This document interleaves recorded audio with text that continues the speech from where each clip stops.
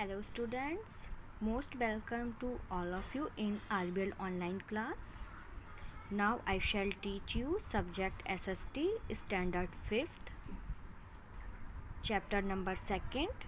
Topic is latitude and longitude. Students, today I shall explain you. Now start book reading. We have read in the previous class how globes and maps help us to find place or earth. The earth is like a spinning sphere. A globe is a mini natural model of earth. If you examine a globe, you will notice that it has an axle that allow in a spin round in the way a globe in its ends the spinning of the earth which rotate around an imaginary axle.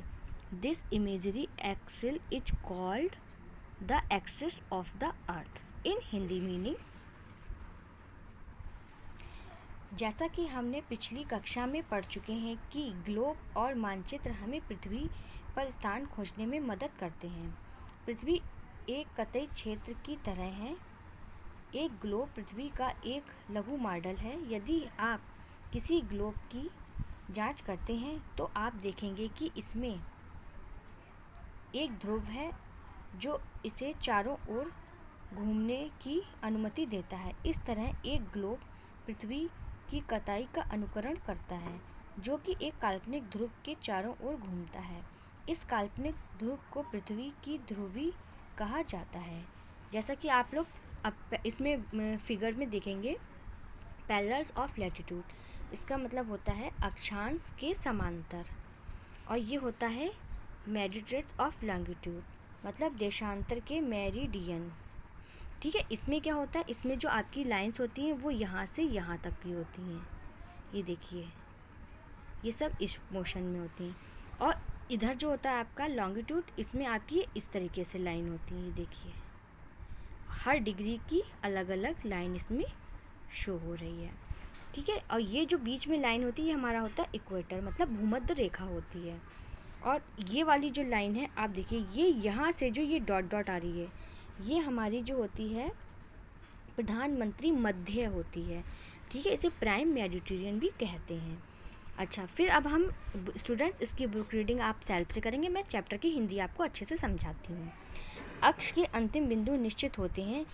इन दो अंत बिंदुओं का उपयोग पृथ्वी या globe पर शुरुआती बिंदुओं के रूप में किया जा सकता है। इन आंतरिक बिंदुओं को उत्तरी ध्रुव या दक्षिणी ध्रुव के नाम से जाना जाता है। अब हम देखते हैं lines of latitude of parallels. अक्षांश की रेखाएं समांतर हैं, इसलिए उन्हें समांतराएं भी कहा जाता है। समांतराओं को समान दूरी पर रखा जाता है। वे एक दूसरे को ना छूते हुए एक दूसरे को काटती हैं, जैसा कि मैंने अभी आपको ऊपर इन दोनों डायग्राम्स में बताया था। ठीक है, अब हम बात करते हैं स्पेशल पैरेलल। इसका मतलब होता है विशेष भाग। नंबर 1 पे कर्क रेखा, नंबर 2 पे है आपकी मकर रेखा, नंबर 3 पे अंटार्कटिक, और नंबर 4 पे अंटार्कटिका सर्कल। ठीक है, ये आपके इसके अकॉर्डिंग सब दिए हुए हैं। फिर आती है आपकी लॉन्गिट्यूड्स, मतलब लंबाई। ठीक है, इसके बारे में मैं आपको थोड़ा बताती हूँ। ये अर्धगोलाकार काल्पनिक रेखाएं हैं जो उत्तरी ध्रुव से दक्षिण ध्रुव तक लंबवत खींची जाती हैं। ये लोकेशन प्लेस, अब मैं इसके बारे में आपको बताती हूँ डायग्राम की हेल्प से। ठीक है, तो यह अक्षांश और देशांतर एक दूसरे को समकोण पर काटते हैं और ग्लोब पर लाइनों पर एक नेटवर्क बनाते हैं जिसे ग्रिड कहा जाता है। यह ग्रिड हमें विश्व के स्थानों का पता लगाने में मदद करते हैं। ग्लोब पर एक जगह का पता लगाने के लिए हमें अक्षांश और देशांतरों के मूल्यों को जानना चाहिए, पर जगह है उस अक्षांश के समांतर और उस देशांतर के मेरिडियन एक दूसरे को पार करते हैं, उसे उस स्थान है, उस स्थान का स्थान है। अब देखिए, इसमें अभी दिखाया था जिस तरीके से ये ऐसे करके जा रही है सर्किल्स में रेखाएं, और ये इस तरीके से आ रही हैं नीचे की तरफ, तो ये एक दूसरे को काटती हैं।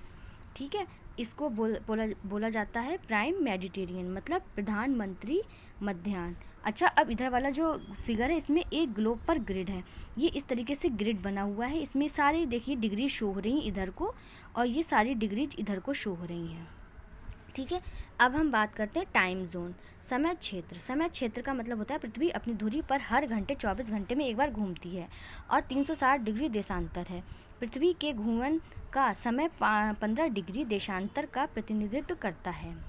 ठीक है, इसका जो समय है वो 24 घंटे समय क्षेत्र को विभाजित करता है। चौड़ाई में देशांतर में प्रत्येक 15 डिग्री है।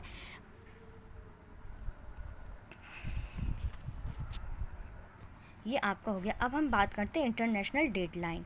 इसका जो है ये होता है रेखा, अंतर्राष्ट्रीय तिथि रेखा पृथ्वी की सतह से देशांतर की एक काल्पनिक रेखा है।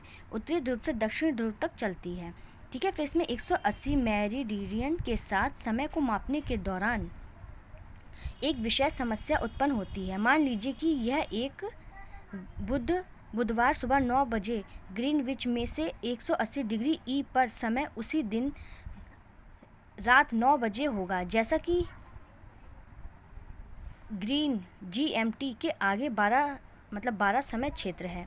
तो और इसका ये इतना बता दिया। फिर है समय मंगलवार को शाम 9 बजे होंगे, क्योंकि यहाँ GMT है के पीछे 12 समय क्षेत्र है, लेकिन 180 डिग्री ई और 180 डिग्री वेस्ट संयोग है। इसलिए यदि आप पश्चिम से पूर्व की ओर यह रेखा पार करते हैं तो आप एक दिन दोहराते हैं, और यदि आप इसे पूर्व से पश्चिम तक पार करते हैं तो आप एक दिन खोने के लिए खड़े होते हैं।